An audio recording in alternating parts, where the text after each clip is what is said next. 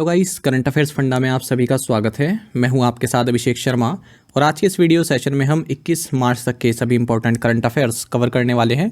हमेशा की तरह आप इस वीडियो को अंत तक जरूर देखिएगा, आज भी आपको काफ़ी कुछ जानने के लिए मिलेगा। साथ ही गाइस इस सेशन को शुरू करने से पहले आप सभी को बताना चाहूँगा, यदि आप हमारे daily current affairs PDF, weekly PDF, monthly PDF और हर महीने के banking and economic awareness PDF चाहते हैं तो करंट अफेयर्स फंडा का 1 ईयर मेंबरशिप प्लान आप ज्वाइन कर सकते हैं, जिसका लिंक आपको वीडियो के डिस्क्रिप्शन में या फिर फर्स्ट कमेंट में मिल जाएगा। आपको बता दें, इस 1 ईयर मेंबरशिप प्लान के तहत जितना भी हमारा पीडीएफ कंटेंट है वो हम आपको 1 साल तक के लिए प्रोवाइड कराते हैं, जिसे आप डाउनलोड कर सकते हैं, प्रिंट आउट भी निकलवा सकते हैं। इसके लिए चाहे तो आप करंट अफेयर्स फंडा ऐप को यूज़ कर सकते हैं या फिर अपने लैपटॉप या सिस्टम की मदद से वेब लॉगिन भी कर सकते हैं। और कोई भी आपका एग्जाम हो, banking, SSC, railway, state, PCS, जहाँ पर भी जनरल अवेयरनेस या करंट अफेयर्स पूछे जाते हैं, सभी एग्जाम्स के लिए हमारे पीडीएफ कंटेंट काफ़ी यूज़फुल है। तो कोई भी अगर आपका डाउट है हमारे इस पीडीएफ कोर्स संबंधित तो आप कमेंट बॉक्स में अवश्य लिखिएगा। साथ ही आपको बता दें, जो हमारा 1 ईयर मेंबरशिप प्लान है, इसके तहत हमको कैटेगरी वाइज क्विज भी प्रोवाइड कराते हैं। Schemes, MoU, summit, economy, sports, book and author, defence, science and technology, ऑब्जेक्चुरी, अपॉइंटमेंट, इस तरह की और भी कई सारे क्विज अवेलेबल हैं अलग अलग कैटेगरीज में। और एक बार अगर आप करंट अफेयर्स पढ़ लेते हैं, उसके बाद इन क्विज को अटैम्प्ट करते हैं, तो यकीन मानिए आपका जो करंट अफेयर सेक्शन है वो काफ़ी स्ट्रॉन्ग बन जाता है। तो लिंक आपको वीडियो के डिस्क्रिप्शन में या फिर फर्स्ट कमेंट में मिल जाएगा। चलिए फिर करते हैं शुरुआत इस वीडियो सेशन की। हमेशा की तरह सबसे पहले आज का क्वेश्चन देखेंगे, आंसर आपको अभी कमेंट बॉक्स में करना है। What is the name of the land based nuclear MIRV capable intercontinental ballistic missile developed by the DRDO द्वारा विकसित भूमि आधारित परमाणु MIRV सक्षम अंतर महाद्वीपीय बैलिस्टिक मिसाइल का नाम क्या है? ऑप्शंस है नाग 5, अग्नि 5, त्रिशूल सेकंड या फिर ब्रह्मोस। जल्दी से आंसर करिए, फिर हम आगे बढ़ते हैं। इसी तरह क्वेश्चन यदि आप प्रैक्टिस करना चाहते हैं तो हमें टेलीग्राम पर भी आप जरूर ज्वाइन करें। करंट अफेयर्स फंडा नाम से हमारा टेलीग्राम चैनल है।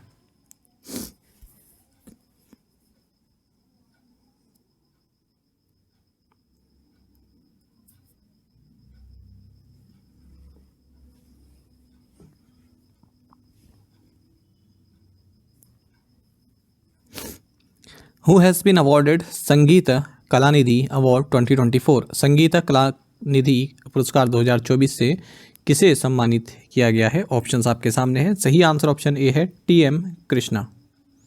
आपको जानना चाहिए कार्नेटिक क्लासिकल वोकलिस्ट थोदूर मदाबुशी कृष्णा या फिर आप कहें TM कृष्णा, इन्हें संगीत कलानिधि अवार्ड 2024 दिया गया है, जो कि कार्नेटिक म्यूजिक के में जो है मोस्ट प्रेस्टिजियस अवार्ड है, दिया जाता है मद्रास म्यूज़िक एकेडमी के द्वारा। साथ ही संगीत कला आचार्य अवार्ड ये दिया गया है परासला रवि और गीता राजा को। साथ ही आपको जानना चाहिए इस साल का नृत्य कलानिधि अवार्ड दिया गया है डॉक्टर नीना प्रसाद को। Who has been awarded Saraswati Samman 2023? Saraswati Samman 2023 से किसे सम्मानित किया गया? ऑप्शंस आपके सामने है। सही आंसर ऑप्शन बी है प्रभा वर्मा।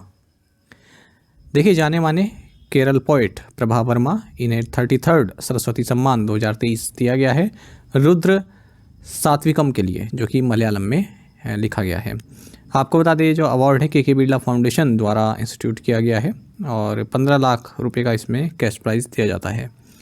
ये हर साल दिया जाता है किसी भी आउटस्टैंडिंग लिटरेरी वर्क को, जो कि हमारे कॉन्स्टिट्यूशन में जो शेड्यूल 8 के तहत इंडियन लैंग्वेजेस हैं उसमें लिखा गया हो और पिछले 10 सालों में पब्लिश हुआ हो। जिस दिन जिस साल के सम्मान दिया जाता है उस साल का नहीं, उससे पहले के 10 सालों में पब्लिश किया गया हो।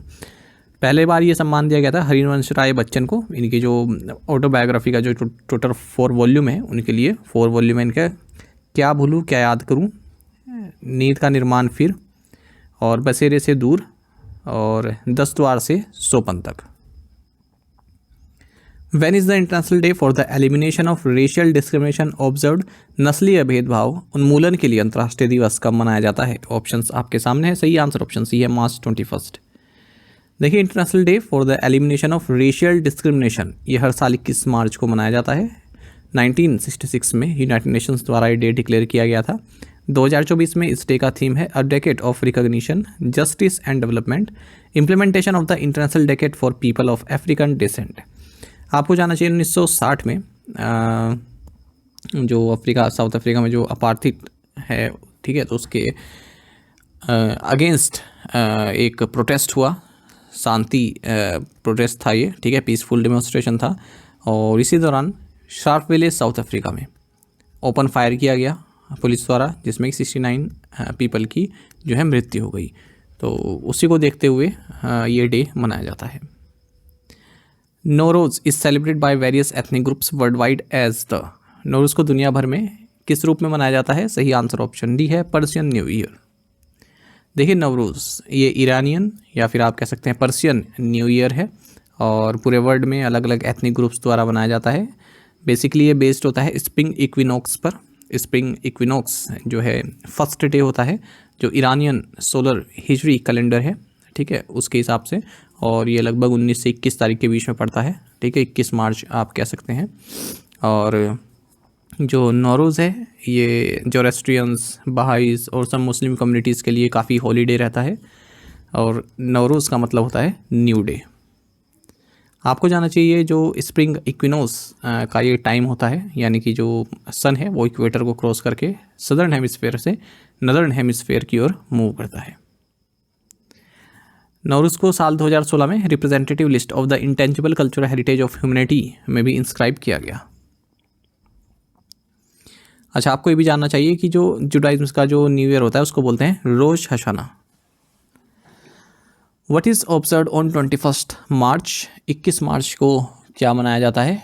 ऑप्शंस आपके सामने हैं और सही आंसर है option D, world down syndrome day. देखिए 21 मार्च को वर्ल्ड डाउन सिंड्रोम डे मनाया जाता है और साल 2024 में इस डे का थीम है and the stereotypes. World down syndrome क्या होता है ये भी आपको जानना चाहिए, ठीक है।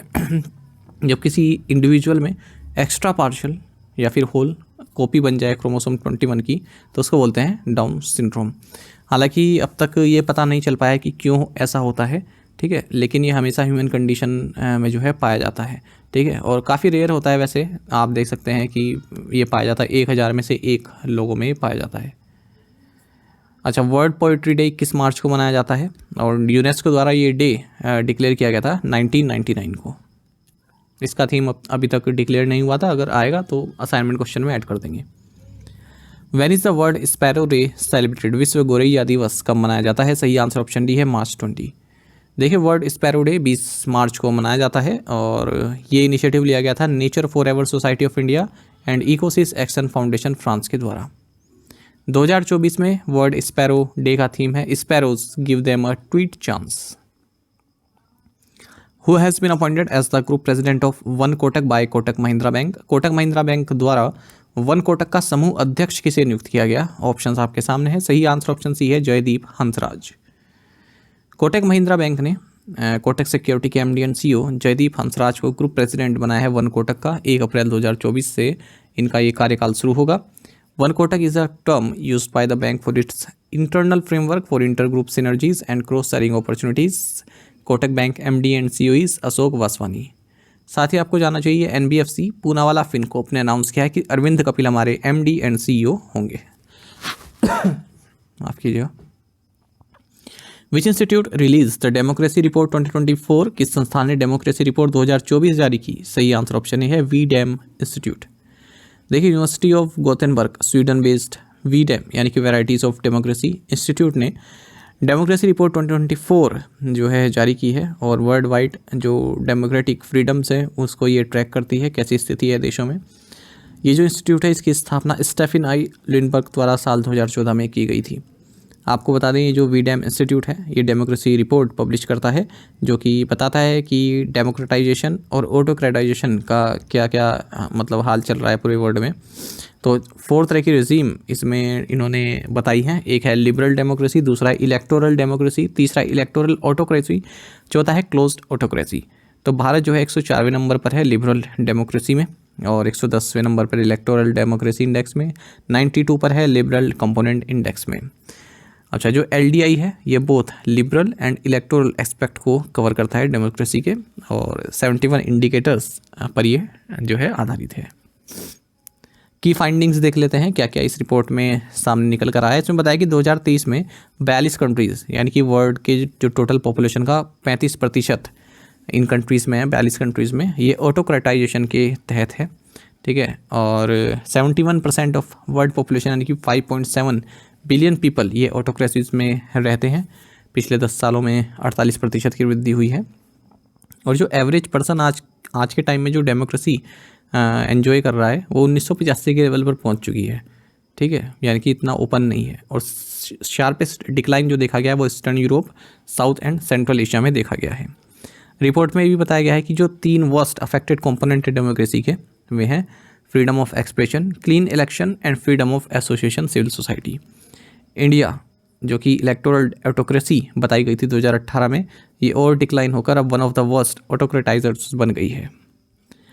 इसमें बताया गया है जो लेवल ऑफ लिबरल डेमोक्रेसी है जो एवरेज इंडियन अब एंजॉय कर रहा है वो 1975 के टाइम जब इमरजेंसी लगी थी उस टाइम पर पहुंच चुकी है। रिपोर्ट में बताया गया है कि एल सल्वाडोर, इंडिया और मॉरिशस, ठीक है, यहाँ पर अगर हम बात करें तो मीडिया के सेंसर में सबसे आगे हैं, मतलब मीडिया पर जो है ज़्यादा ही सरकार का कंट्रोल है। हालांकि भूटान जो है इकलौता लिबरल डेमोक्रेसी बचा है पूरे वर्ल्ड में। Who virtually inaugurated 27 greenfield bulk drug park projects and 13 greenfield manufacturing plants for medical devices. निम्नलिखित में से किसने 27 ग्रीनफील्ड बल्क ड्रग पार्क परियोजनाओं और चिकित्सा उपकरणों के लिए 13 ग्रीनफील्ड विनिर्माण संयंत्रों का उद्घाटन किया? सही आंसर ऑप्शन डी है, मनसुख मांडविया।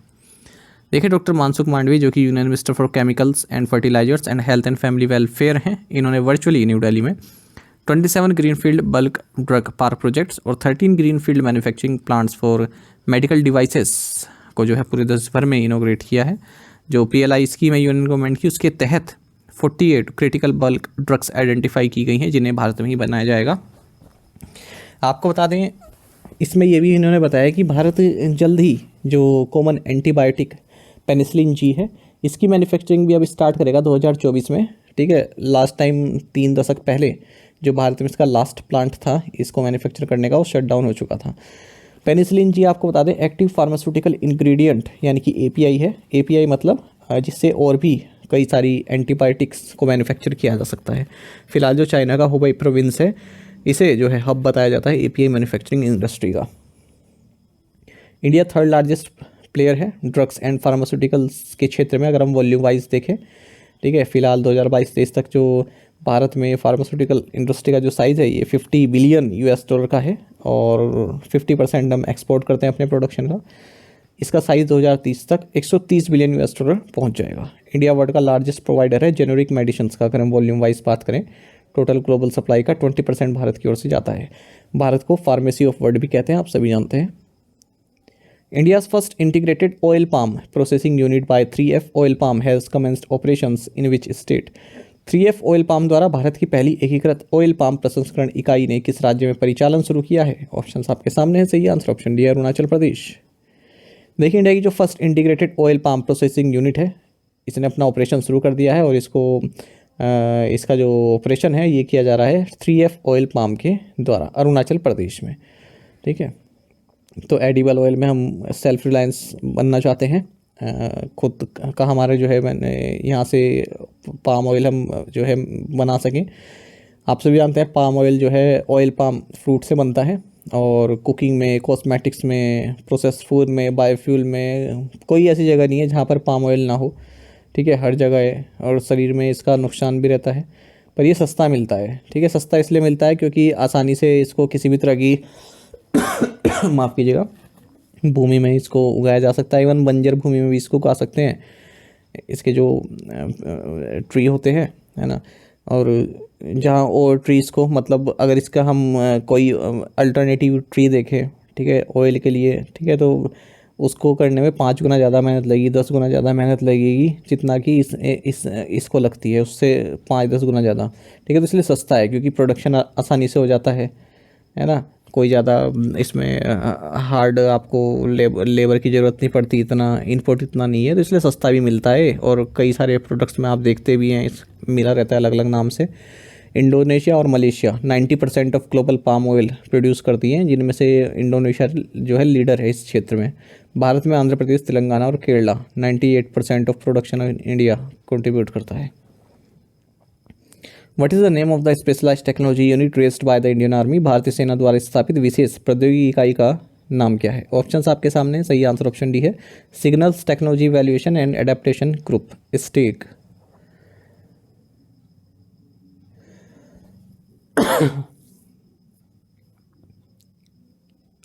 देखिए, इंडियन आर्मी ने signals technology evaluation and adaptation group STEAG, ठीक है, इसको रेस किया है। ये एक तरह की स्पेशलाइज्ड टेक्नोलॉजी यूनिट है। तो जो artificial intelligence, 5G 6G networks, machine learning, quantum technology, ठीक है, इनसे संबंधित जो भी एप्लीकेशन है डिफेंस के क्षेत्र में, ठीक है, उसके लिए इस यूनिट को बनाया गया है, टेक्नोलॉजी यूनिट को बनाया गया है। लास्ट ईयर हमने देखा था कि साइबर वारफेयर के लिए इंडियन आर्मी ने command cyber operations and support wings CCOSW को बनाया था।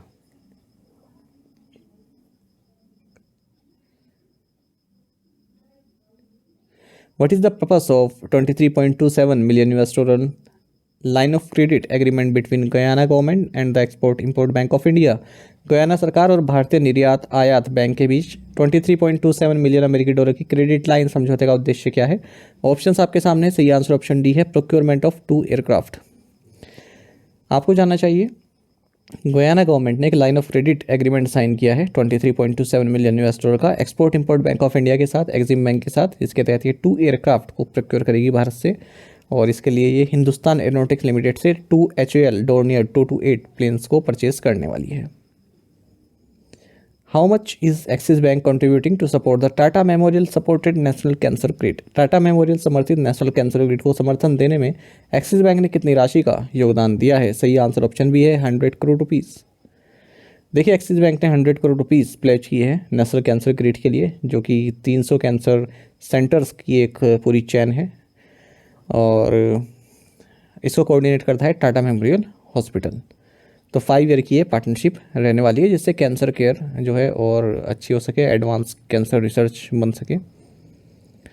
आपको जानना चाहिए, रिलायंस कंज्यूमर प्रोडक्ट्स ने एक पार्टनरशिप की है Sri Lankan based beverage maker elephant house के साथ, जिसके तहत जो बेवरेजेस हैं उनको भारत में एलिफेंट हाउस ब्रांड के नाम से मैन्युफैक्चर किया जा सके, मार्केट किया जा सके, डिस्ट्रीब्यूट किया जा सके, सेल किया जा सके। What is the name given to the recently discovered volcano on Mars? मंगल ग्रह पर हाल ही में खोजे गए ज्वालामुखी को क्या नाम दिया गया है? तो सही आंसर ऑप्शन सी है, नॉक्टिस वोल्केनो। देखिए, हाल ही में एक जायंटिक वोल्केनो डिस्कवर किया गया है मार्स पर रिसर्चर्स द्वारा, और इसका नाम रखा गया है नॉक्टिस वोल्केनो। तो एलिवेशन जो है इसका 29,600 फीट है, और लगभग 450 किलोमीटर सही विड्थ में। और अलग अलग जो मिशन है उनके द्वारा इसका डेटा लिया गया है, तब इसको डिस्कवर किया गया। जैसे नासा का Mariner 9, Viking orbiter 1 and 2, Mars global surveyor, Mars Odyssey, Mars reconnaissance orbiter, और ESA का जो यूरोपियन स्पेस एजेंसी का मार्स एक्सप्रेस मिशन है। तो इन सब से डेटा लिया गया है, तब इसकी खोज की गई है। साथ ही आपको जानना चाहिए, एक और करंट अफेयर देखते हैं। साइंटिस्ट ने हाल ही में जो some of the earliest known earthquakes के बारे में पता लगाया है, और ये पता लगाया गया है बार्बेटोन ग्रीनस्टोन बेल्ट में जो 3.3 बिलियन ईयर ओल्ड रॉक्स हैं यहाँ पर, ठीक है, मतलब काफ़ी पुरानी अर्थक्वेक्स के बारे में यहाँ पर पता चला है। और ये जो बेल्ट है ये साउथ अफ्रीका में है। यहाँ पर मकोंजवा माउंटेन्स जो है इस बेल्ट में। तो जो PCS वाले अभ्यर्थी हमारे साथ जुड़े हैं उनके लिए करंट अफेयर्स महत्वपूर्ण रहते हैं इस तरह के। Who assumed charge as president of the wrestling federation of India? भारतीय कुश्ती महासंघ के अध्यक्ष के रूप में किसने कार्यभार संभाला? सही आंसर ऑप्शन ए है, संजय सिंह। देखिए, इंडियन ओलंपिक एसोसिएशन ने जो रेसलिंग फेडरेशन ऑफ इंडिया के लिए जो उसको एडमिनिस्ट्रेशन करने के लिए जो एडहॉक कमेटी बनाई थी, उसको डिसोल्व कर दिया इंडियन ओलंपिक एसोसिएशन ने। इसका मतलब अब जो संजय सिंह और इनकी जो टीम है, जो दिसंबर 2023 में इलेक्ट की गई थी रेसलिंग फेडरेशन ऑफ इंडिया के लिए, वो दोबारा से पावर में आ जाएगी। ठीक है, संजय सिंह आप सभी जानते हैं रेसलिंग फेडरेशन ऑफ इंडिया का प्रेसिडेंट बना दिया गया था इसको, बृजभूषण को सक्सीड किया था इसने। एडहॉक कमेटी की बात करें, दिसंबर में बनाई गई थी लास्ट ईयर, जब स्पोर्ट्स मिनिस्ट्री ने इस रेसलिंग फेडरेशन ऑफ इंडिया को सस्पेंड कर दिया था। ठीक है, लेकिन ये जो सस्पेंशन है यूनाइटेड वर्ल्ड रेसलिंग द्वारा लिफ्ट कर दिया गया था फरवरी में। एडहॉक कमेटी को लीड कर रहे थे Bhupendra Singh Bajwa. Which country topped the list of the most polluted countries in the world according to the World Air Quality Report 2023? विश्व वायु गुणवत्ता रिपोर्ट 2023 के अनुसार दुनिया के सबसे प्रदूषित देशों की सूची में कौन सा देश शीर्ष पर है? ऑप्शंस आपके सामने। सही आंसर ऑप्शन सी है, बांग्लादेश। आपको जाना चाहिए, भारत जिसका average annual PM2.5 concentration 54.4 micrograms per cubic metre है, ये थर्ड मोस्ट पोल्यूटेड कंट्री है 2023 में। ठीक है, पहले नंबर पर बांग्लादेश है, दूसरे नंबर पर पाकिस्तान है। ऐसा बताया गया है 6th world air quality report 2023 में, जिसे रिलीज़ किया है Swiss air quality monitoring body IQ air के द्वारा। टोटल 134 कंट्रीज़ को इसमें रैंक किया गया है। और जो टॉप 50 मोस्ट पोल्यूटेड सिटीज़ हैं पूरे वर्ल्ड में, उनमें 42 सिटीज़ तो भारत से ही हैं। बेगूसराय बिहार ये मोस्ट पोल्यूटेड मेट्रोपॉलिटन एरिया रहा है 2023 में। इसके बाद फिर गुवाहाटी दिल्ली रहा है। दिल्ली आपको बता दें मोस्ट पोल्यूटेड कैपिटल सिटी है पूरे वर्ल्ड में। और अदर इंडियन सिटीज़ की अगर हम बात करें जो टॉप 50 में आती हैं, इनमें ग्रेटर नोएडा भी है, मुजफ्फरनगर है, गुड़गांव है, आरा है, दादरी है, और पटना है, फरीदाबाद, नोएडा, मेरठ, गाजियाबाद, रोहतक, ये सब हैं और भी हैं। टॉप 5 मोस्ट पोल्यूटेड कंट्रीज़ की अगर हम बात करें तो पहले नंबर पर बांग्लादेश है, फिर पाकिस्तान है, फिर इंडिया है, फिर ताजिकिस्तान है और फिर बुर्किना फासो है।